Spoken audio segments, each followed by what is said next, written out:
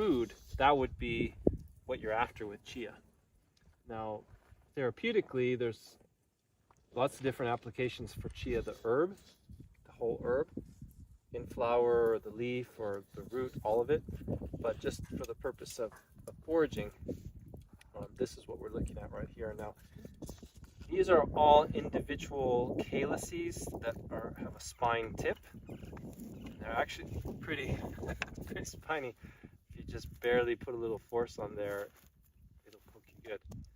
And so each calyx had its own flower, and the flower emerged from the calyx, and so of course the ovary is going to be inside the calyx, so that's where the seed's going to be.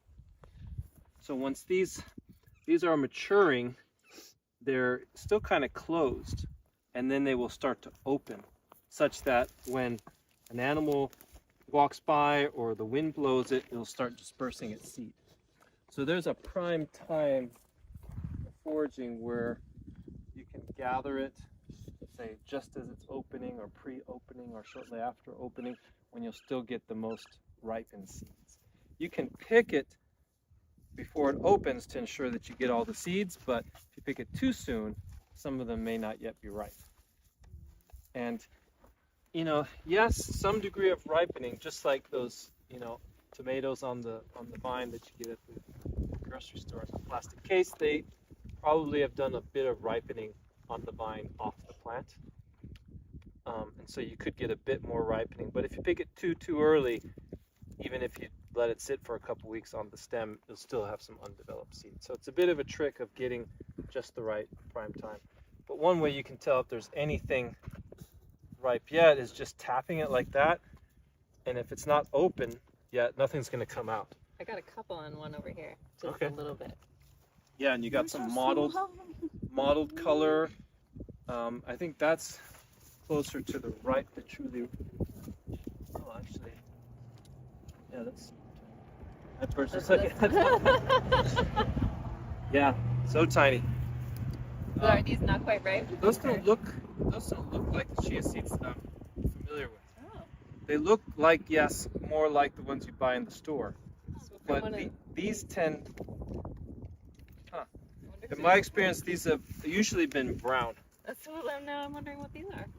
Yeah, so take a look. That's a chia seed right there. Oh my gosh, they're really different things. Yeah, I don't know what that is. Oh, those are so tiny. Okay, so that's chia. Okay. Yeah. I'm glad you showed me this. Yep. Okay. What? See, hers are. They look like little ticks. Oh, yeah. They do. Shiny little ticks. Yeah. And the wind will blow them away. I should have flowers. Oh, maybe you got it from here. Yep. Maybe that's what happened. That's a pink family plant that you got, yeah. Next door. Okay. Wow, glad to have that comparison. I was about to lick these off my palm. Yeah. They might be fine, but. It's like the Palo Verde I saw yesterday producing red berries. Really? Well, there's a wolfberry growing up out of it. So these would probably be better to visit a little bit later. Right, When so they're open. we're seeing, probably there's a spectrum here. Now I'm getting some. This actually, you could argue that this is a perfect time because you got some ripe, and then there's more in there that if I take the whole plant and put it in my bucket or my paper bag, it'll give it a little more time to ripen on the stem. Okay. And then over time, they'll release and come out. The other thing that I've done is just, happen to find the right time, which is usually in May. I usually don't come out until like the second or third week of May.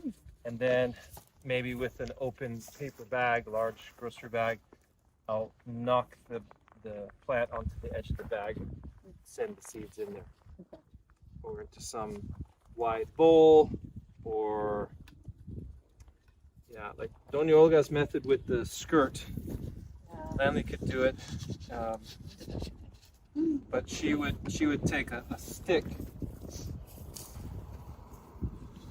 something like this, maybe a little bit bigger, and like lift her skirt out like that, and then maybe pick up the skirt, like two hands have like a little basket in her skirt, and then eventually take her skirt over to her bucket and dump all the seeds in it, and then come back to the stand and. But this is the type of area where you could do something like that, whether it's a hillside or the edge of a wash. Chia seed will like the edge of a wash, edge of a roadside, and also bahada. I was up and down some of these small arroyos yesterday morning looking for chia, and it happened to be, I found some of the fresher ones on the side drainages. Some of the fresher ones were in the shade of the trees like this, up from the wash a little bit. But then there were lots of chia that would grow. This is quite a drainage right here, but see, this is the spot where this water would drain and move down this way. So chia would often grow on the edges of those little rivulets, call it, up from the main drainage. So it doesn't necessarily need to be where the water is flowing like the main water, but where seasonal rainfall collects. We're more apt to find chia. And it's very often growing near Sonoran. I'm not saying that it has to be like on a flowing stream. But when the water falls, it always collects and goes in a direction or to a place. So that's more likely where the chia is going to be. That makes sense. And also on the sides of the wash. Like the large wash that we went down there and turned around in, we drove up that wash. That's maybe 50 yards wide when you just get up past that mud pool. And there's a side embankment that's about 2-3 times the width. This little strip right here, 3 or 4 times the width. And there's loads of chia all in there. It's mixed with chia and what do we call it, foxtail or something,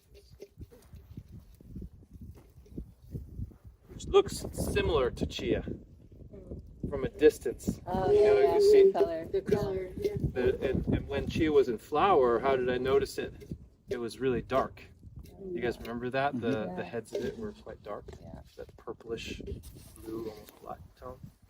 It's a little bit confusing because they're right together, and until you really orient your eyes, or at least for myself, that can initially look like chia.